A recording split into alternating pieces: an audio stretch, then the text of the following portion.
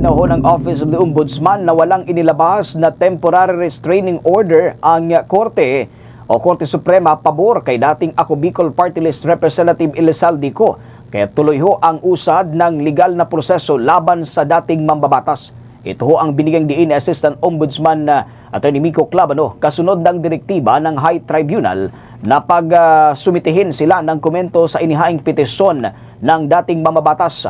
Ayon kay Clavano, buo ang kumpiyansa ng kanilang tanggapan sa kanilang mga counter-arguments at nakahanda silang tumalima sa 10 araw na palugit na ibinigay ng korte para sagutin ang aligasyon. Alamin natin ang buong detalye ng balitang yan sa pag-uulat ni Bombo Grant Hilario.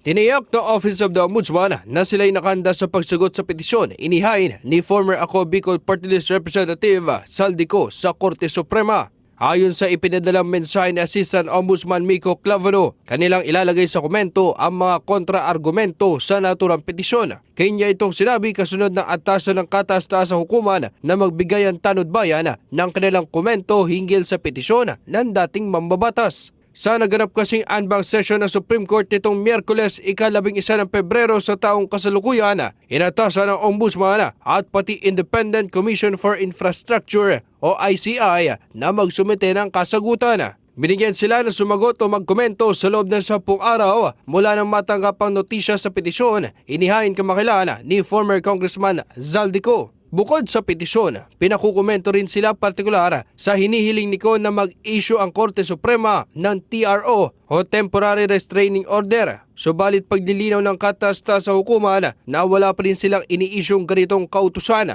Magugunit ang inihain ni Elizalde Co ang partikular na petisyong certiorari and prohibition with application for writ of preliminary injunction and temporary restraining order. Nakapaloob rito ang kahilingan na ibasura o ipawalang bisa ng Korte Suprema ang resolusyon ng Ombudsman. Makasuhan si Ko ng graft at malversation sa Sandigan Bayan. Naniniwala kasi ang naturang dating mambabatas na nagkaroon ng grave abuse of discretion sa inilabas nitong resolusyon kahit pa hindi inirekomenda ng Independent Commission for Infrastructure na mapabilang ito sa mga mapakasuhan. Samantala, kaunay pa rin sa naturang dating mambabatas, ibinahagi ng Ombudsman Jesus Crispin Boying Remulla na patuloy nagpapadala ng pasaring si Elizalde Co. Nanindigan siyang may mga feelers itong ipinaabot sa kabila ng itanggi miski ng mismong abogado ng dating kongresista. Ngunit anayaya, wala na raw siyang pagkukwentuhan hinggil rito sapagkat marami umanong nais o gustong makisawsawa sa naturang usapin.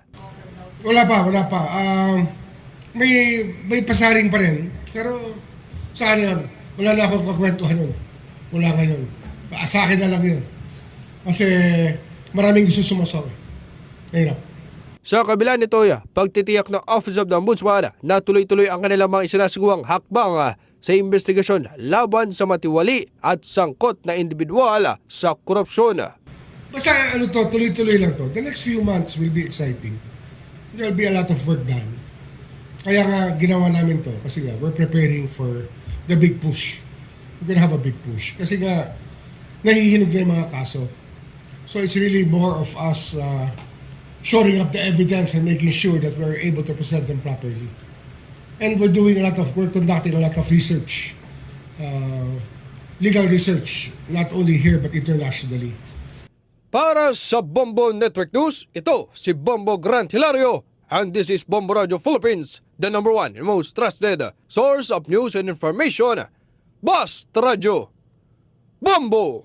For the most trusted source of news and information, visit our website at www.bomboradio.com. Follow us on Bombo Radio mobile app, Facebook, YouTube, TikTok, and X, formerly Twitter.